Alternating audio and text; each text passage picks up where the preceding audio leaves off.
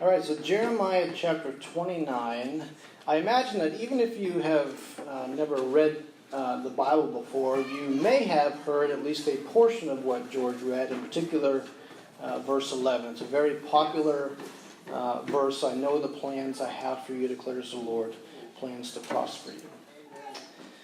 So Jeremiah, we've been going through this series on Jeremiah, and we've said that Jeremiah lived in what were, in the beginning of his life, the best of times, and toward the end of his life, the worst of times. Jeremiah had seen a major transition in Israel in his lifetime.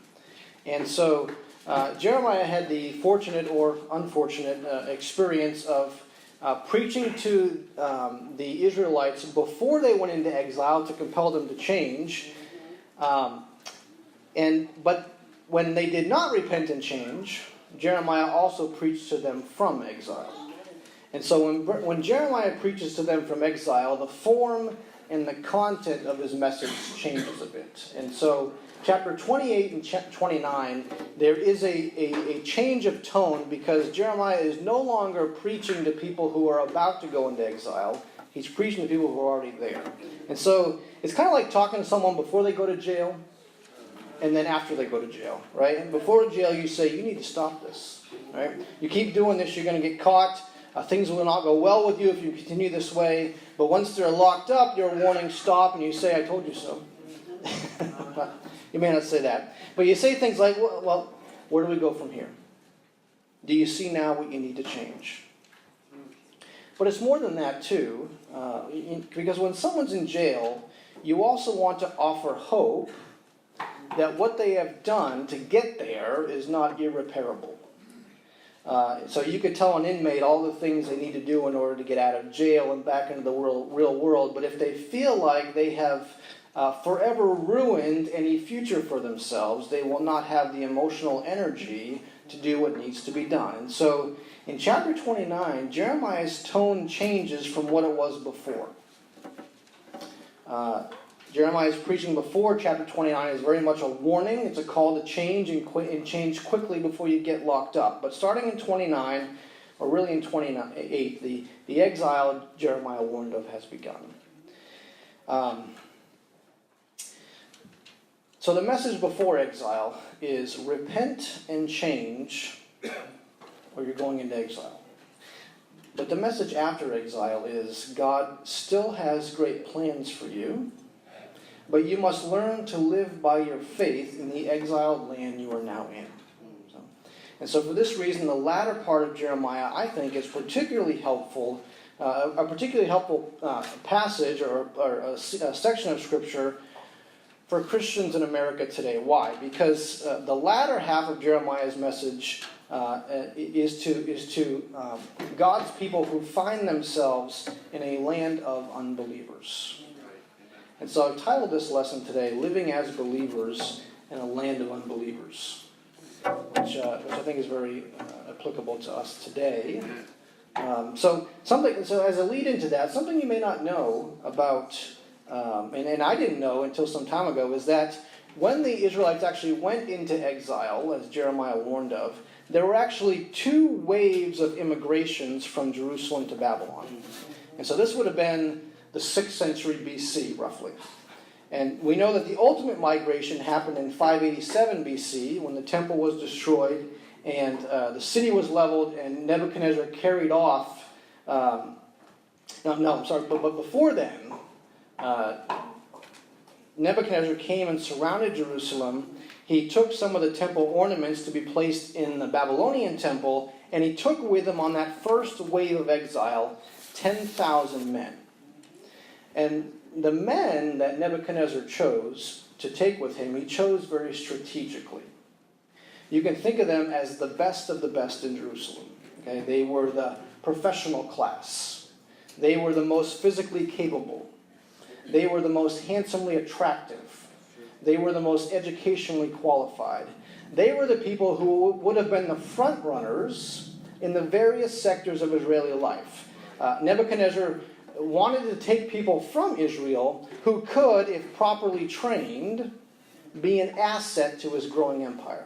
And so he wasn't concerned with the lower class. You know why? Because they would not start a revolt against him. He was not afraid of the women, children, or elderly. He wasn't afraid that they would put a stop to his global expansion. He was concerned with the strong and talented in Israel. And so think about it.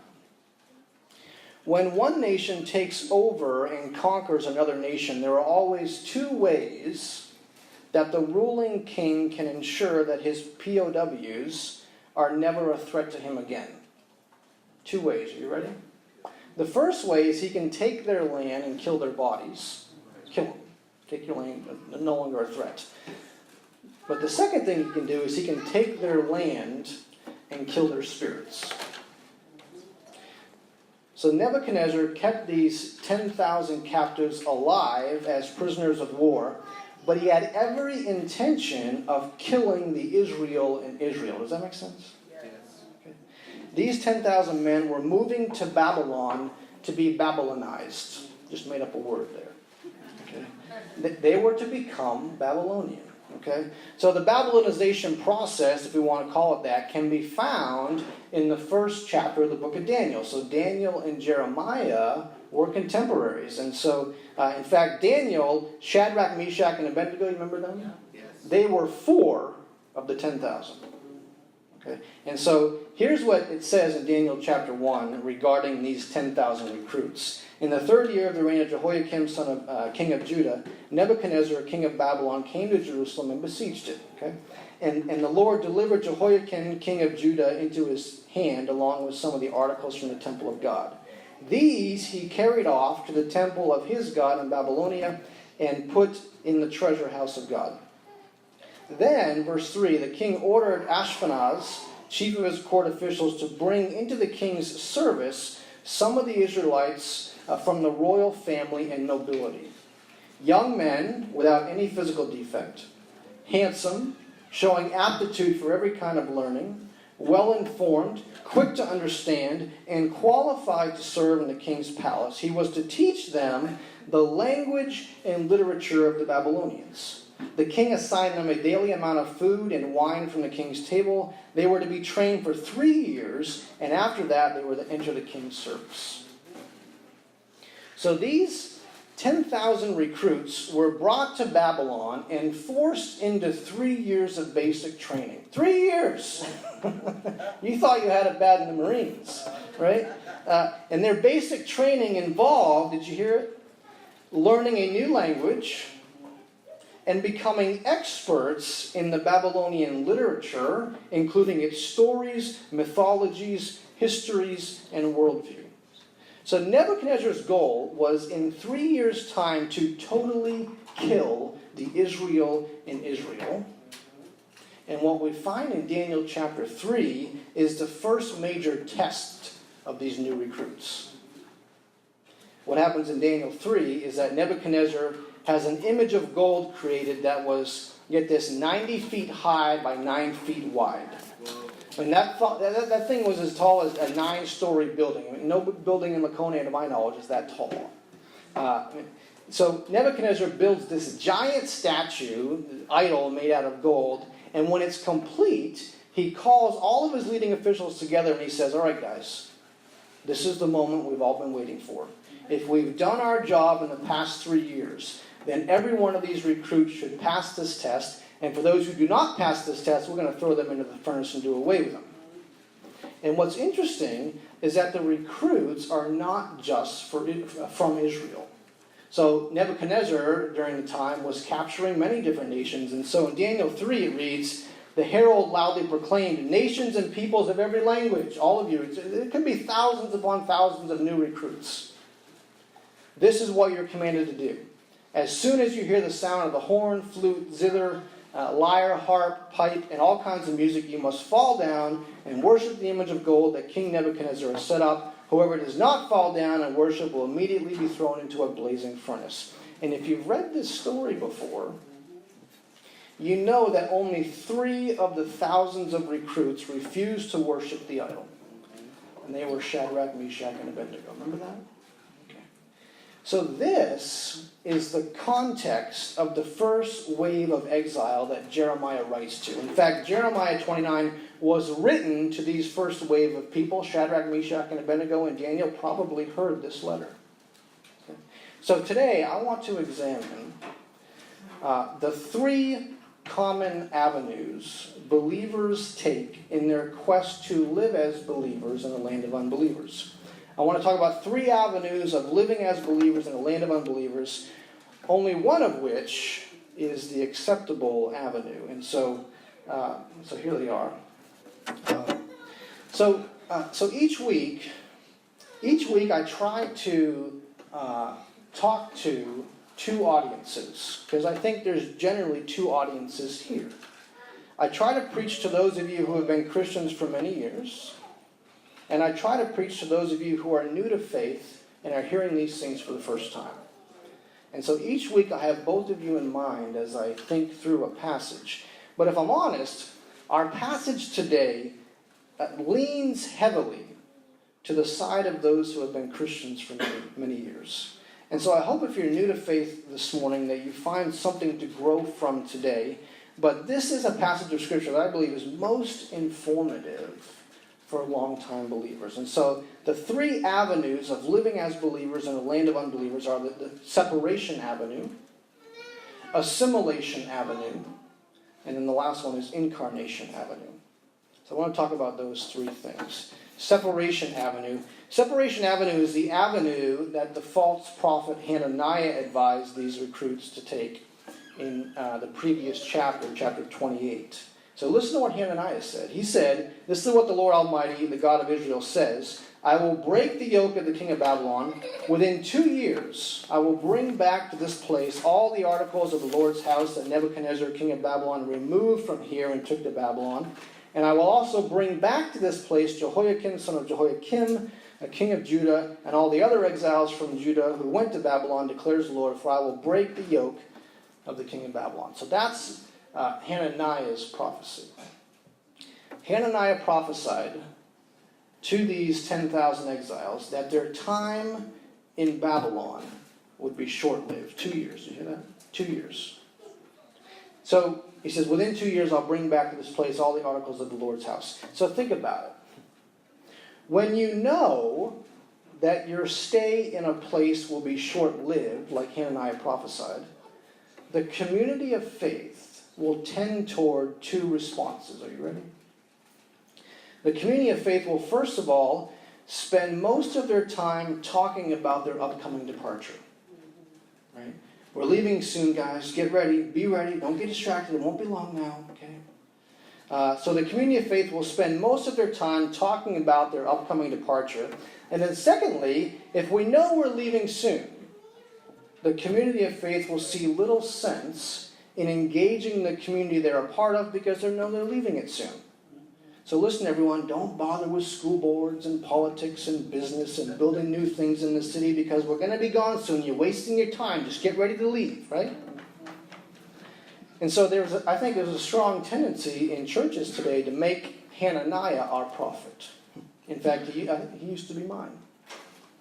When we listen to Hananiah as a church, we find that we spend most of our time in our church gatherings talking about how bad life is here and how good it will be when Christ returns and brings us home. Right? And so almost every sermon is about the badness of this world. The most recurring theme in our conversations is about the need to remain unpolluted by the world.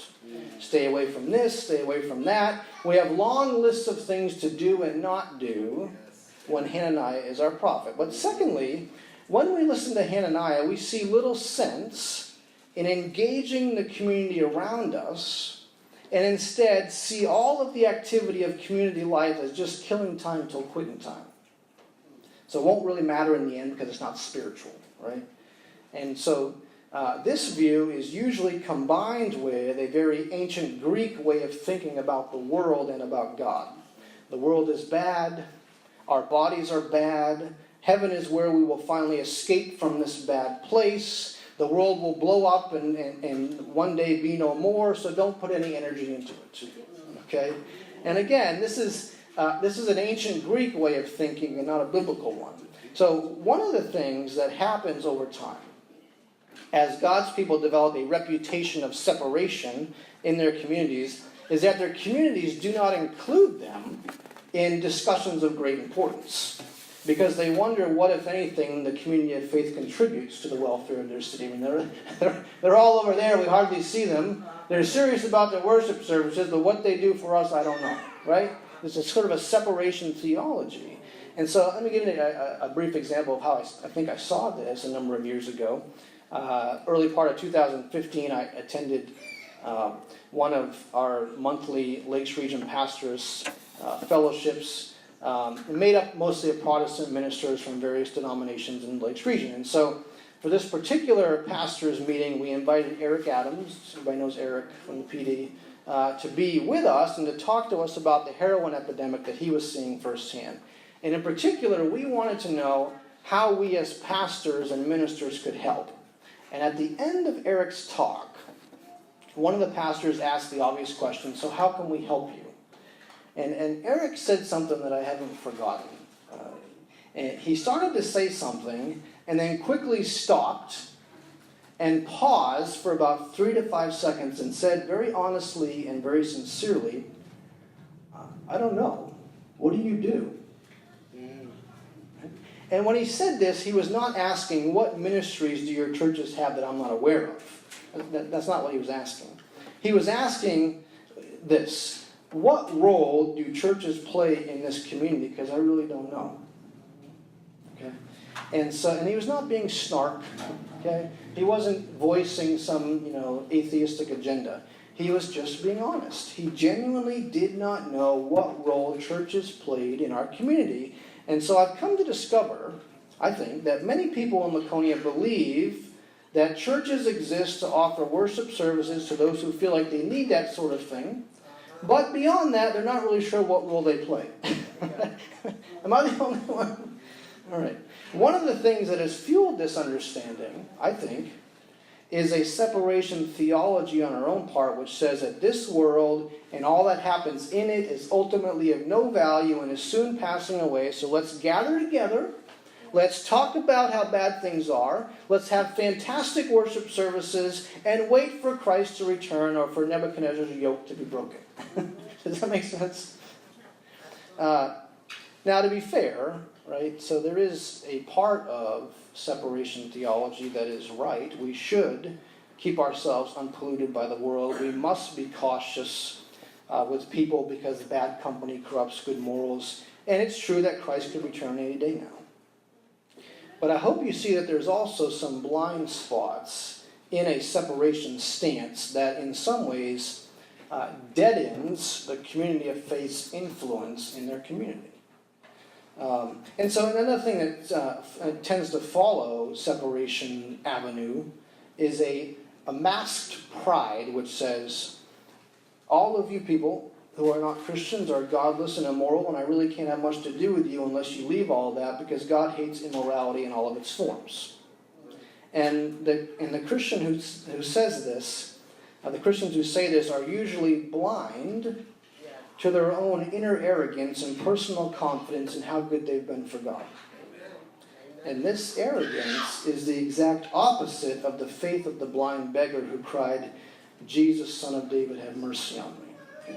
Separation theologians do not really think they need mercy because they've not done anything quite as bad as all the rest of the people. Those people are the ones that need mercy, right? And so the first avenue for living as believers in Orlando, and an avenue we see practiced today, I think, is the avenue that Hannah and I promoted. It's separation avenue. It says, we're leaving soon, get ready, Babylon is bad, stay away from everyone because they'll corrupt you, and keep your bags packed. Okay? And the second avenue, this will be a little shorter, the second avenue is assimilation avenue. Okay? And assimilation avenue happens when the community of faith simply accommodates to the world. So on separation avenue, we're so different from the world that we can't relate to it. But on assimilation avenue, we're so much like the world that we lose our distinctiveness. Okay? And so this is what Nebuchadnezzar was pushing for in his 10,000 recruits. He wanted a full assimilation such that there would no longer be a noticeable difference between native Babylonians and immigrated Babylonians. Right? And so assimilation usually takes two forms. The obvious form is when we give up our religious identity altogether and just blend in.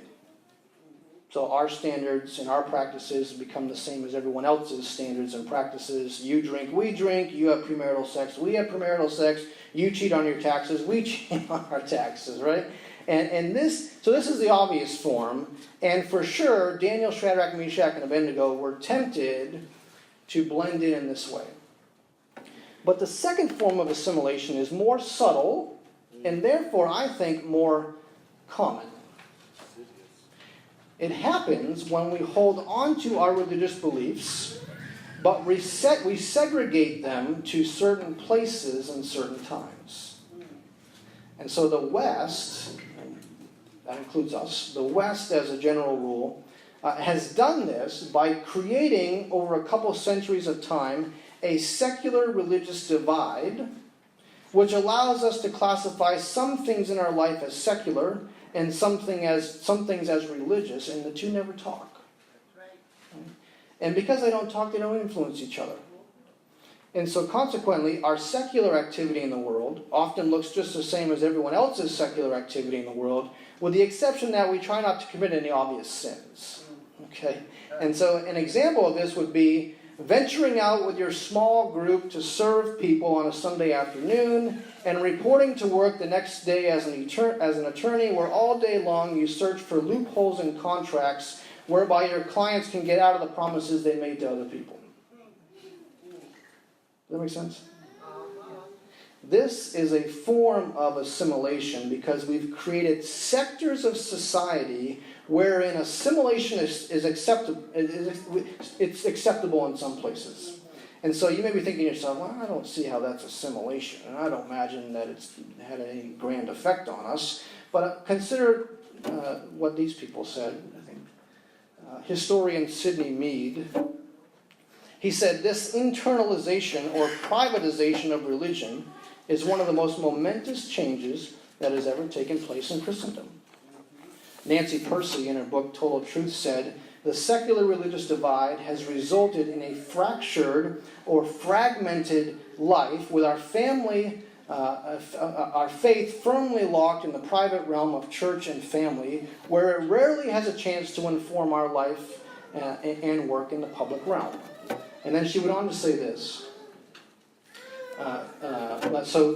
She interviewed a physics professor for an article she was writing.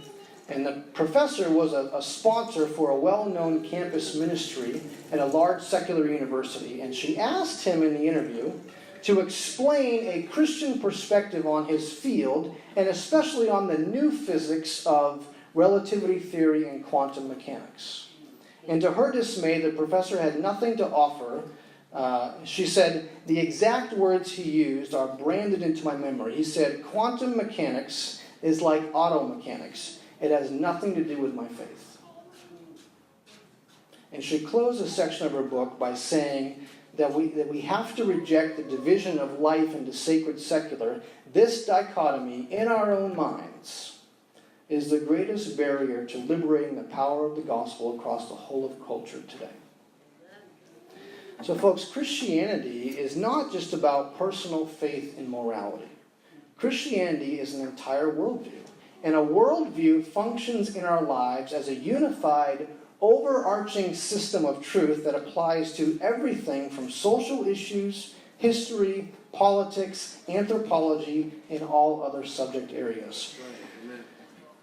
But when we do not allow the biblical worldview to shape our understanding and engagement in every conceivable facet of modern society, we will inevitably assimilate with other worldviews which do not have at their core the love of God and the love of neighbor.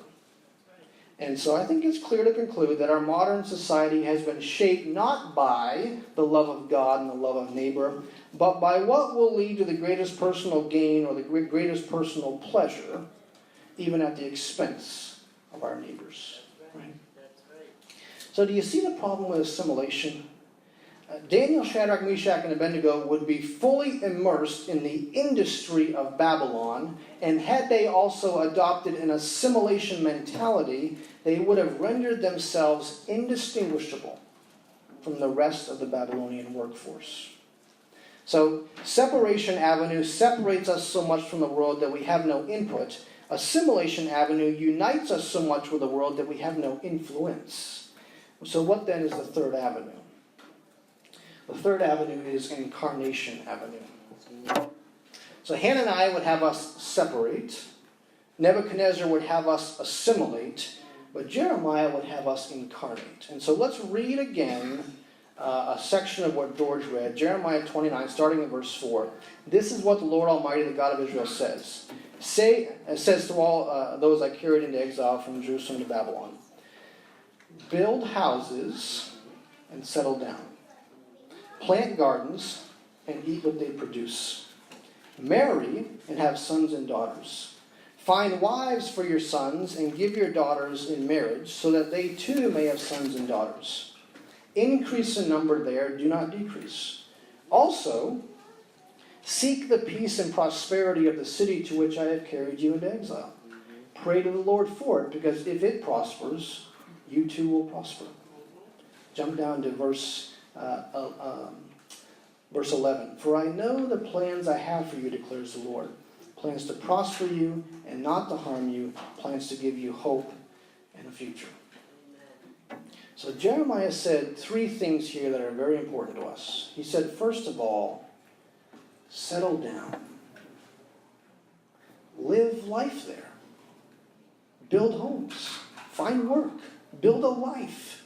Increase in number, because you're not leaving tomorrow. Okay? And he went on to say, live where you live because you believe it is where God has sent you. Jeremiah said, seek the peace and prosperity of the city to which I have carried you.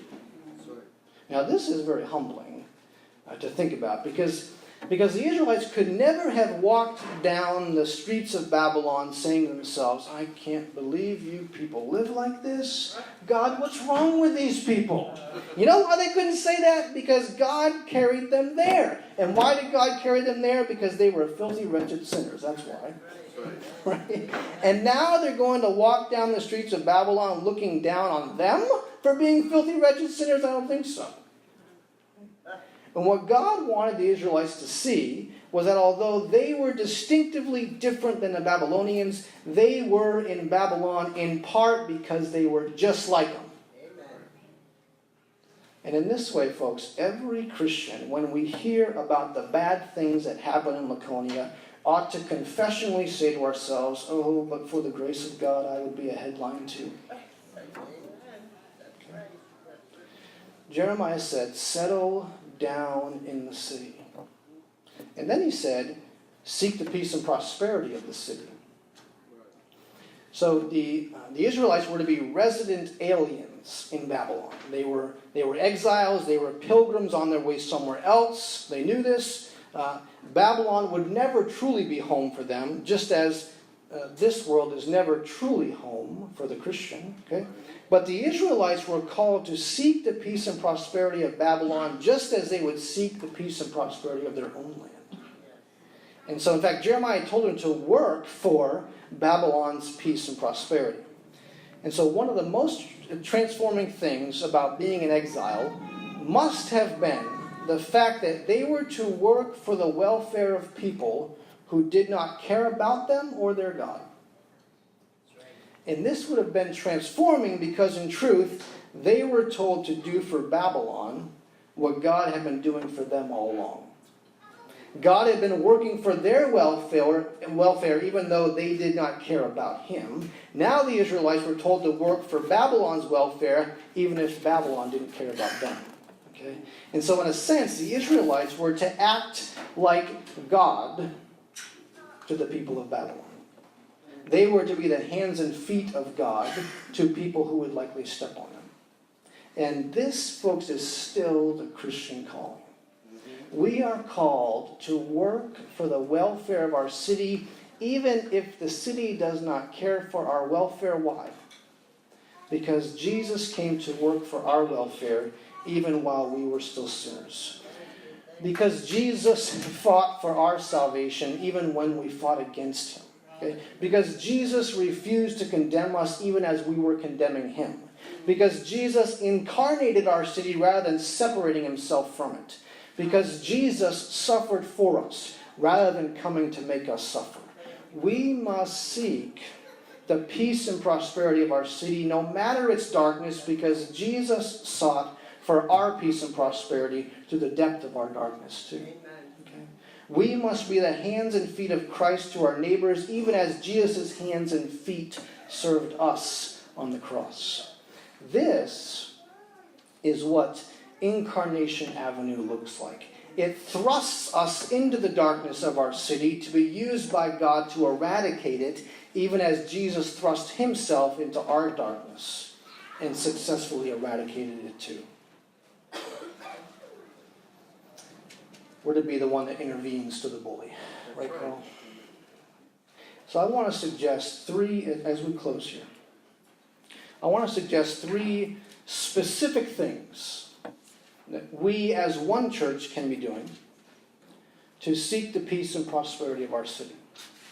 Number one, we can join the peace and prosperity conversations where they are happening. But we must not join them to take them over. We must join them because we care about the peace and prosperity of our city and patiently wait for God to give us a voice. And so this is why I have chosen to be involved in Stand Up Laconia. Because it is one place in our city where peace and prosperity conversations are happening. Right? And I've tried to be very intentional about not forcing my will or my perspective into it, but slowly they've invited me to give it. Okay. Secondly, so we can join the peace and prosperity conversations where they're happening and say, it doesn't matter, it's all blowing away anyway. No, let's join them. Let's be a part of them. Okay. Secondly, we can become more fluent in secularity. We can seek to master the secular worldview language so that we might knowledgeably and lovingly expose why it can never lead our city to peace and prosperity. Amen. Okay. So let me ask, so do you understand why your neighbors think like they think? Do you know their worldview as well as they do? Do you want to get to know them, or are they of little interest to you? What are you doing to understand them better? So we can join the peace and prosperity conversations wherever they're happening. We can become more fluent in the secular worldview and even know it better than them. Okay? Thirdly, we can ask, and here's I think the applies tomorrow part. We can ask what it looks like to be distinctively Christian in the places God already has us. So our Christian bankers, businessmen, manufacturers, and distributors must ask themselves, how can we contribute to an economic system in our city which allows for the peace and prosperity of our neighbors?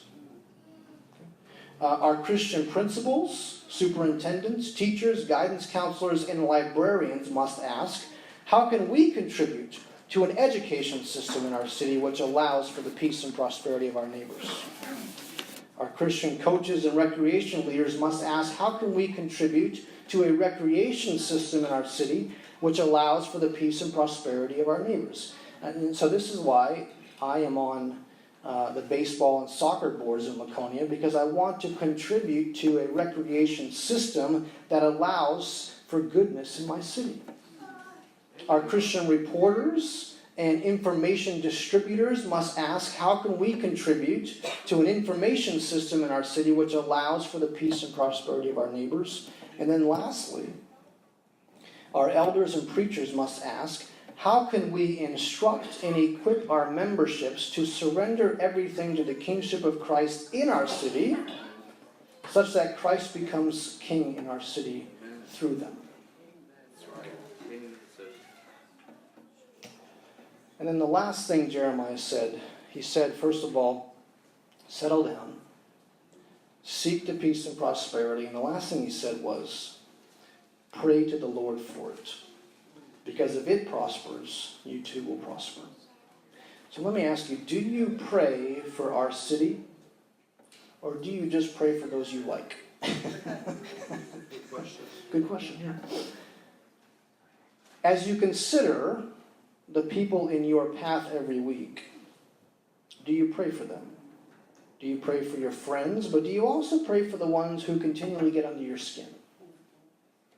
Folks, one way God will use us to bring his gospel to Laconia is by each of us being intentional with the people that he's already put in our path. So do you pray for the people in your path every week?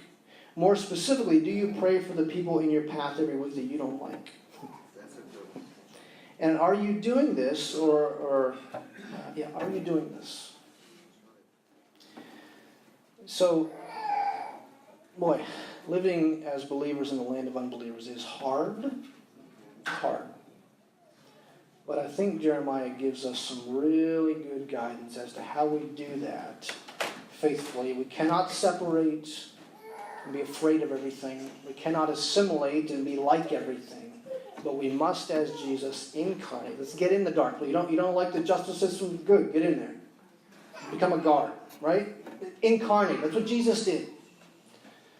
Incarnation, I believe, is the only avenue that leads to the peace and prosperity of our city.